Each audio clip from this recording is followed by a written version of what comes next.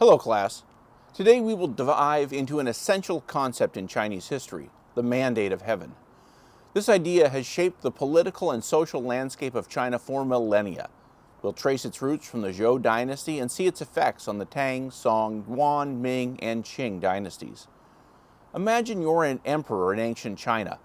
To rule effectively, you must convince people you have a legitimate right to lead. And the mandate of heaven does precisely that. As far as we know, the Zhou dynasty was the first group in ancient China to use the mandate of heaven. The Zhou came to power by overthrowing the previous dynasty known as the Shang. To seize power, a group requires superior military strength. To retain it, they must justify their leadership to the people. You students of English history will understand this. After all, strange women lying in ponds distributing swords is no basis for a system of government. Now, Zhou propagandists introduced the mandate of heaven to validate their rule, suggesting heaven shifted support from the corrupt Shang to them due to the Shang's misgovernance. A wise ruler who ensured prosperity and stability maintained the mandate. They lost the mandate if their reign was full of arrogance, corruption, and widespread unrest. American historian John Fairbank articulated a pattern in Chinese history where dynasties would rise, stabilize, decline, and then fall to be replaced by a new dynasty. The general phases in this dynamic cycle go like this.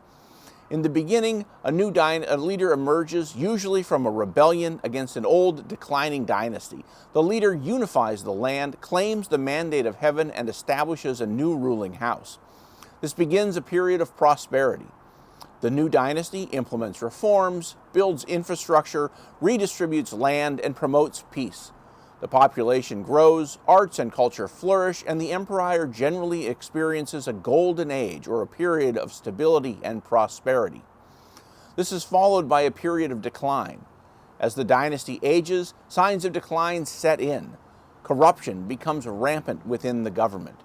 The bureaucracy becomes inefficient. Heavy taxes or other economic pressures burden the populace. The leadership becomes complacent, indulgent, or just generally disconnected. Even external pressures, such as invasions or border issues, become more frequent. This causes the dynasty to lose the mandate of heaven.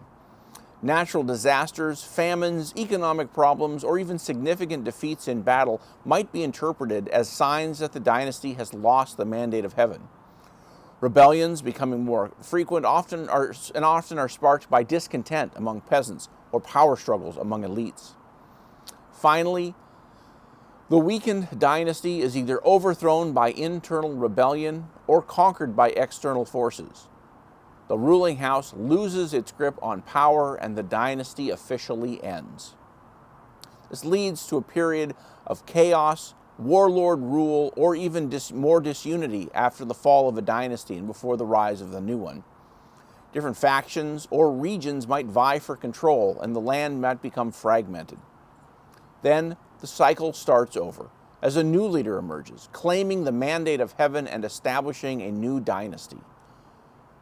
Throughout Chinese history, this pattern was seen repeatedly, from the fall of the Shang to the rise of the Zhou, the transition of the Shui to the Tang, and so on until the end of the imperial system with the fall of the Qing dynasty. I hope our time today has helped make this a little more clear and help you get a better grasp of what it means to follow the mandate of heaven.